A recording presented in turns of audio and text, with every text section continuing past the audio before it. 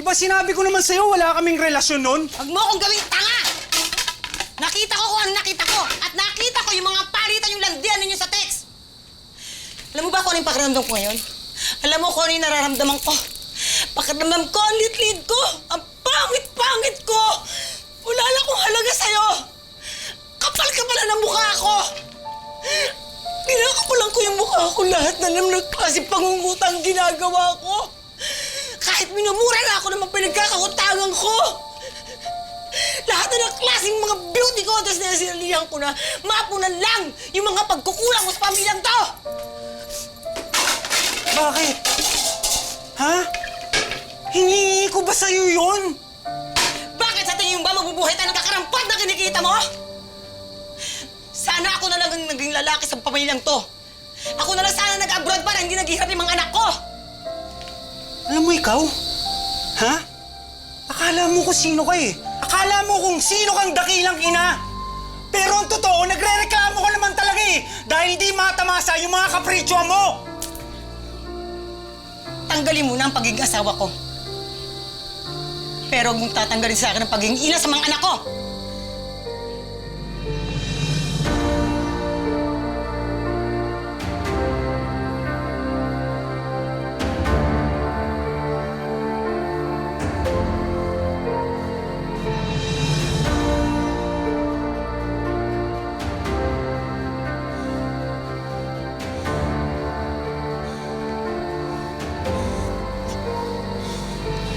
Sensya ka na. Ma, bakit naman ho ganun? Sawa niyo naman kay Papa. Bakit niyo sinaktan si Papa, Ma? Anak, hindi mo na iintindihan eh. At saka hindi rin tama na pagsalita mo ako ng ganyan. Eh bakit kayo? Sinasagot-sagot niyo rin naman si Papa eh. Kung ano na ba yung binibitang niyo sa kanya? O sige na! Ako na yung walang kwentang ina. Ako na yung walang kwentang asawa. Wala na akong ginawang tama sa bahay na to.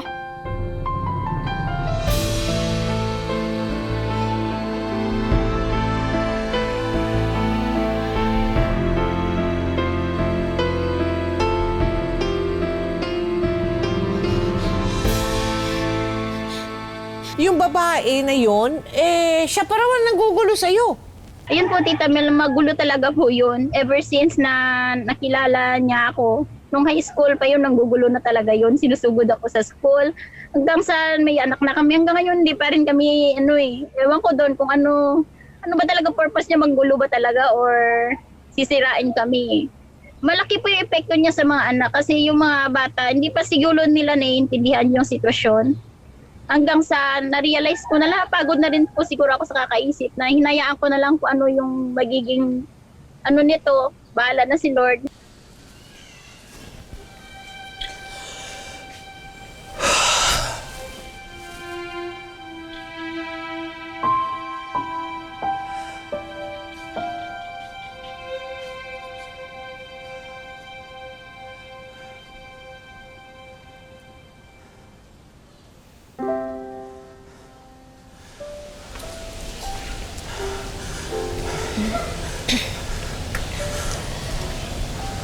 Pa, totoo po ba yung pinag-aawayan niyo ni Mama?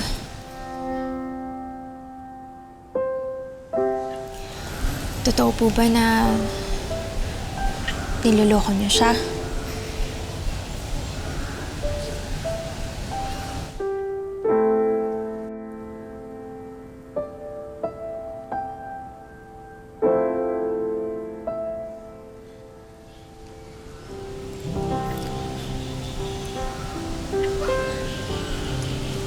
Patawarin mo ako, anak, ha?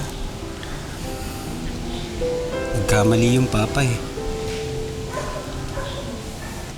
Helen! Tita, Si Helen.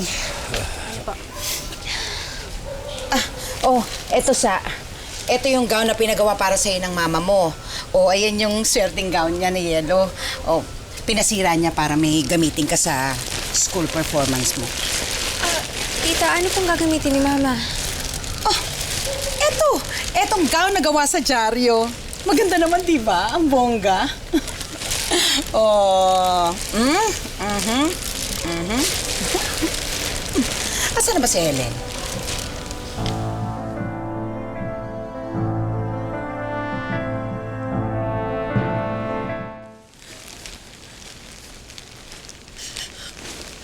Helen? Anong ginagawa mo dito? Ha? Kanina pa kita hinahanap. Diyos ko naman, magsisimula na yung Supermom pageant. Tingnan mo yung itsura mo. Wala namang silbi kahit naman umakit ako dyan sa super-supermom na yan eh. Kahit naman purihin ako, palakpakan ako ng mga tao dyan. Bali wala naman. Kung sariling anak ko galit sa akin. Deserve ko naman yun eh.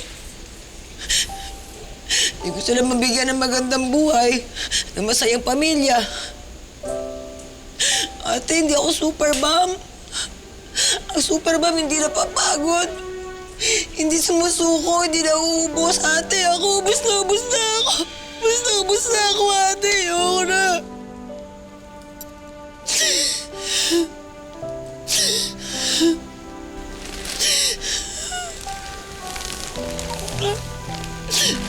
So, pagod ka na. Oo. Mayaman ka na ba? Hindi. Meron ka na bang pambayad ng utang mo? Pambili ng gamot ni Sandre. Pambaon ni Sa. Actually, retouch na lang to, ate. Lipstick na lang, palong-palo na to. Diba? Ayan ang sinasabi ko. Bilis, takbo! Please welcome your candidates of Supermom 2020!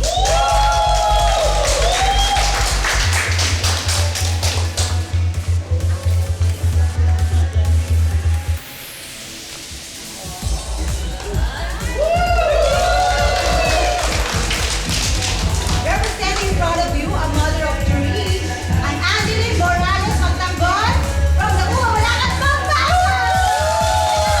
Thank you!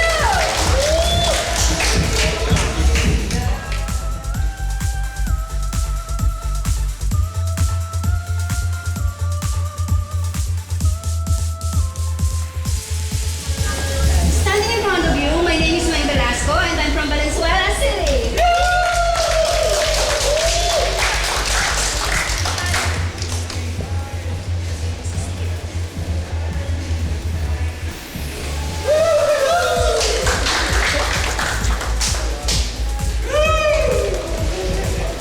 Hi, my name is Tere Jiminal, representing Imo City.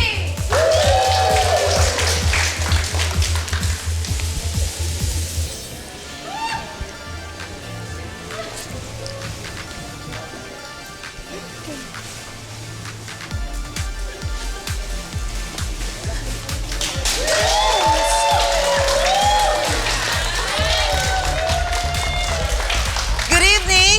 Nagulat ba kayo ganito suot ko? Yes, ako gulat na gulat din. Tagpi-tagpi man, jeryo-jeryo ang aking kasuotan, walang pangrenta, sariling sikap ko, pero sa talento at abilidad, hindi ako magpapatalo. Sit back, relax, keep calm, because I'm your super mom. My name is Helen Tagumpama!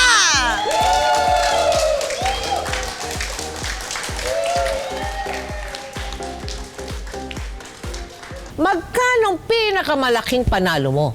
Pinakamalaking na panalunan ko po is maabot din minsan ng 5,000 po. Is laking tulong na rin po yun. Isang buwan na po nagamutan ng anak ko po yun. Congratulations, candidate number 4. Thank you.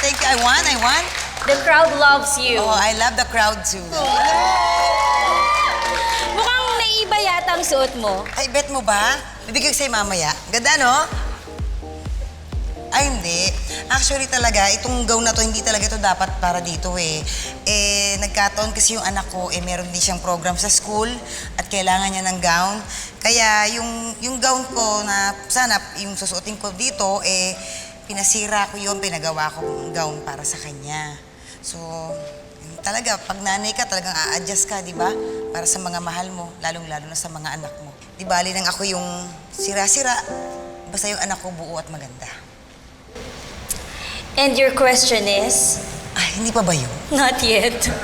And here is your question.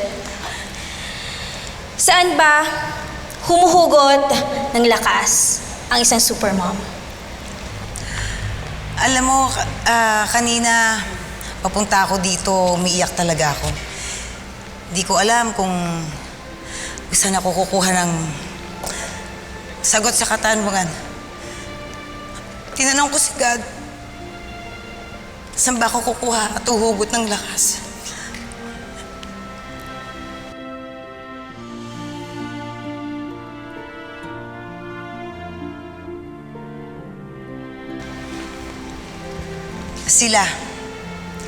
Sila ang mga lakas ko.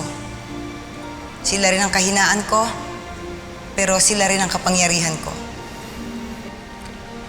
Shandray, mahal na mahal ko kayo, anak. Mahal na mahal kayo ng mama.